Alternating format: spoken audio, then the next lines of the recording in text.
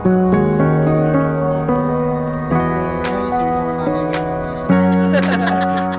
mapura ka. Wala naman naiintindihan.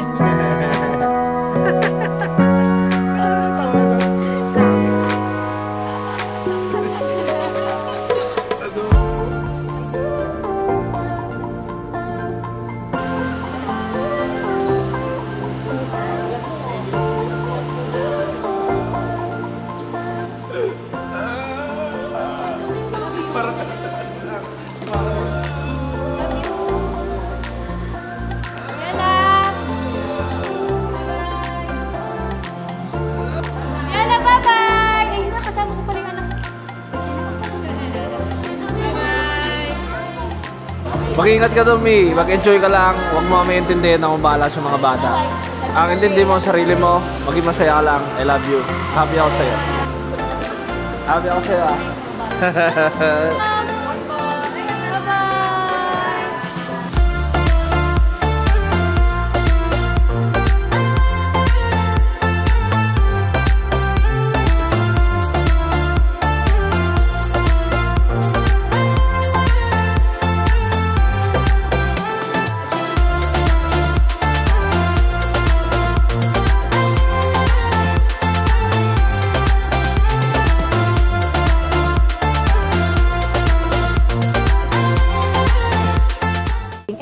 Feel ng ibang magulang to, pero ako kasi as a parent, nandito na ako sa loob and may mga nakikita akong bata, tapos yung mga nanay bit nila yung anak nila, so parang gusto ko tumulong. Alam ko yung pakiramdam na parang ang hassle ng mga nangyayari, na may ilalabas kang ganito, gamit niya, bubuhati mo siya, may bit kang stroller, parang gusto mong tumulong pero bawal.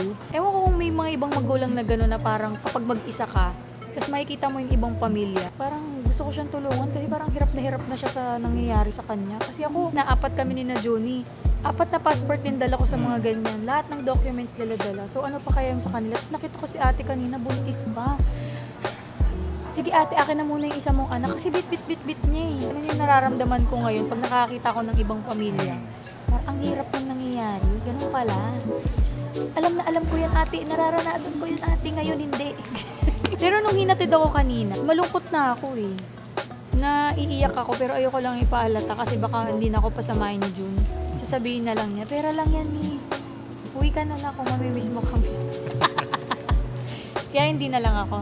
Inurong ko, kamiyak ka kasi baka hindi na matuloy.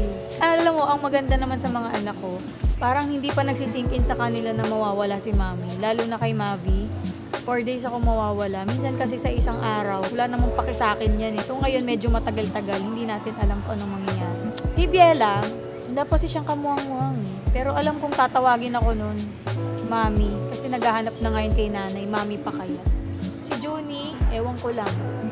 Tingnan natin kung mga mag-update ba siya, kung nasabihan niya ba ako namimiss niya na ako. Hindi ako naniniwala doon, hindi pa ako nakakaalis, may baler na eh. Wala na akong pagbawalan ko eh, pinayagan ako dito, international pa. Sa kanya naman ride. So tingnan natin ano mangyayari sa pamilyang to. Kung kamusta ang pamilyang to after 4 days. Kasi yun yung mga nasa bucket list ko nung dalaga. Kasi nung nagkaroon ako ng trabaho, syempre may sarili na akong pera, kumikita na ako noon. 3 months lang ako nagtrabaho actually guys. Imbis ako nagkaroon ng pamilya. Hindi ko talaga nagawa para sa sarili kong mag-travel, gastusan yung sarili ko. Nung nabuntis ako, nag-stop din ako mag-work kasi maselan ako kay mama. So bali ngayon lang talaga ako bumabawi sa sarili ko. Nung nagkaroon ako ng pera. Pero kung wala naman ako sarili kong pera, hindi naman din ako magta-travel ng ganito. Kasama ko pa rin si Juni kasi mahiya ako umalis ng ginagamit ko yung pera niya. So yun. Sun is coming up, are you ready to go? We can take a ride, we can take it slow. Your will is my law, I'ma let you be the boss, cause I'll go where you go. I'll take you to a place we can see it all. Step off the edge, I can break your fall. Your will is my law, I'ma let you be the boss, cause I'll go where you go.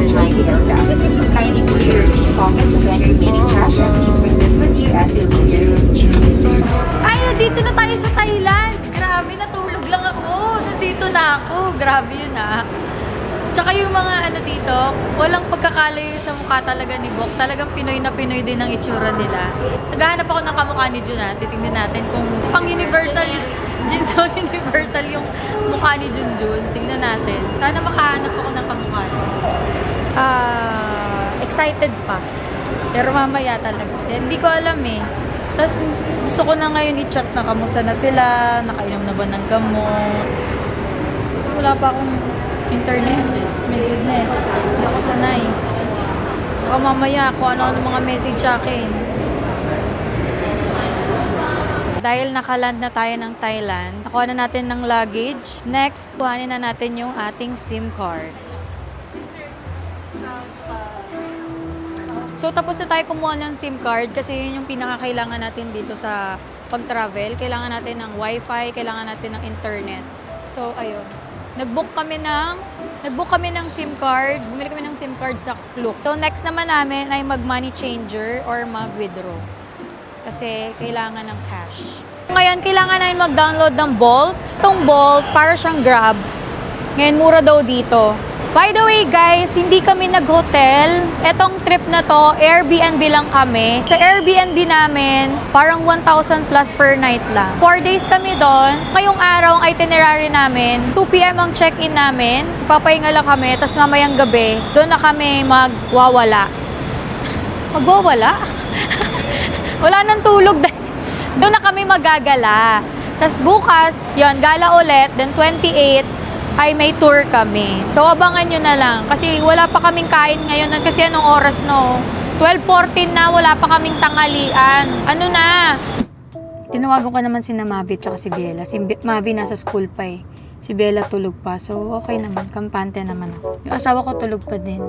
Kalsada dito, wala namang pinagkaiba sa Pinas. Pag nag-expressway ka, same lang din. Sa billboard lang kami na Elibs kasi landscape. Yung init, same lang din ng Pilipinas. Sa time, advance tayo ng 1 hour, tama? Or late? Advance ng 1 hour ang Pilipinas. Tapos dito, ang driver seat is sa right. Si Pao, pumunta siya sa right. Gusto niya atang mag-drive. Nasanay ako eh. Nasanay. Kasi sa Pilipinas, left, diba? Dito, right. Wow, pinalo ni Kuya. Wow, thanks for the follow, sir. Subscribe. Follower from Thailand. First? First follower for this trip. Yeah, first follower. You're the first follower. On this. Thank you, sir. Thank you so much. Do you understand, sir? No. First follower ko sa Thailand na lokal talaga. So, nakaka-proud. Tapos niya sa vlog mo yan. Ayoko dito. Hindi ako maarte pero pag mga may ganito, na makauwi ako ng ligtas 26 pa lang. Talaga yung level ng kaba ko talagang as a solo traveler ka pa. Ina, anong gagawin natin dyan? Oh? Ayoko, Ina, kung ganito. Tignan ko muna yung sa taas. Pag hindi maganda yung taas, lilipat na lang kami ni Yani. Di bali na masayang yung binigay ko ditong bayad. Ayoko na. Kung ganito yung elevator, nakakatakot. Ito ka nga rin. Muntik na kasi maipit yung yung babae. Si ate, ay may kasama kayo? Actually, 6 kami eh. Tapos yung isang lumabas, yun na yung muntik na maipit. Oh! 10? 10 minutes? 10 to 15? Tapos kitang-kita namin talaga. May bumaba sa floor na first, no? Tapos pagbaba niya, biglang gumanon yung elevator. As in talaga. Yung kaliwa, yun nandito, yun nandito. Kaliwa, tapos okay siya. Wala talagang error. Wala silang note na meron something sa elevator na to. Wala. Tapos makikita mo talaga yung yung pader dun sa... Tangina eh. Mati nga. Mati. Tsaka kung bumagsak yon, pilay kami lahat dun. Ito si Dad. Kausap ko si Dad eh. Parang nagre-report ako sa mga nangyayari kasi kailangan niya itong malaman. Oh, yung bibig. Mga ganun-ganun yung bibig niyo. Ayun oh. Oo naman. Tapos, edi andito na kami. Hindi pa kami nakakababa ng sasakyan. Sketchy na talaga. Yung vibes niya, dad, parang mga Chinatown, ganyan. Hindi nakarating na kami dun sa condo. Condo daw kasi eh. Pagdating namin ng condo, meron kaming elevator na sinakyan. Yung elevator na sinakyan namin, nasira, dad. Alam mo ba, yung bababang babae sa elevator, mutik na maipit. Tapos, di ba, bukas. Tapos hanggang dito na yung nakita na namin yung semento ng elevator. Kitang-kita ni Bo yung kaba ko. Tipid, sige, tipid tayo. Pero hindi lang namin in-expect talaga na ganitong level. Pero yung loob ng kwarto maganda. Tapos yung labas ng kondo, maganda din siya kasi ang daming kainan dito. Hindi lang safe lang talaga yung papunta kang 6th floor kasi baka hindi ka na makarating ng 6th floor. So guys, ayan, paalis na kami. And ginamit lang talaga namin yung room para makaiglap kami. Paalis na kami, meron na kami nahanapan na hotel na talaga siya. Maganda na yung niya. Maganda na yung lugar niya. Bakit kami lilipat? Sobrang sketchy kasi talaga. Kung alam nyo lang, dun sa vlog namin, nung binook namin, yung address niya is address talaga ng ito daw. Ngayon, pagdating dun sa lugar na yon, bigla sila nag-send ng another address. So, sobrang, para kaming in-scam sa lugar. Kasi nung unang nakita namin, parang, wow, merong madaming okay siya. Pagdating day talagang, Diyos ko po. Yung safety, 1/10. Location is 10/10. Okay naman yun. Location, okay. Okay yung daming kainan. Yung room, ang ganda din. Maganda yung room. 10/10 din ang facilities and the safety of the... Baka maano tayo, pastak tayo. Sa safety ng lugar, hindi siya ganun ka-safe. Kasi nga, may muntik nang mamatay dun sa itsura ng lugar na yan. Sa elevator. Pero dito, madami talagang kainan. Pag nagutom ka, lalabas ka na lang. Ngayon, eto kami. So, ang hotel namin ay Sleep Station. 1-minute walk lang. So, ganito yung lugar niya. Yan. So, malapit lang talaga. Tsaka wala sa Airbnb namin yung picture ng area. Wala yung picture ng entrance, ng reception area. Walang ganun. Time check, it's 6:12 p.m. and busy street. Dahil ang dami ng restaurant dito. So, ito na yung sleep station. Dito may paganito kami, oh. Doon wala.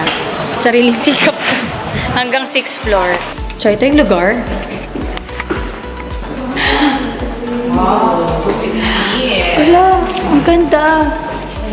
406. 406 tayo yan. Ay, wala. Yani, dito tayo yan. At syempre, hindi pa rin tapos dyan ang ating Thailand trip. So, syempre, day 1 pa lang to. Pero ang day 1 natin, may shopping na agad. So, next, Chatuchak Market. Bye! Okay na yun!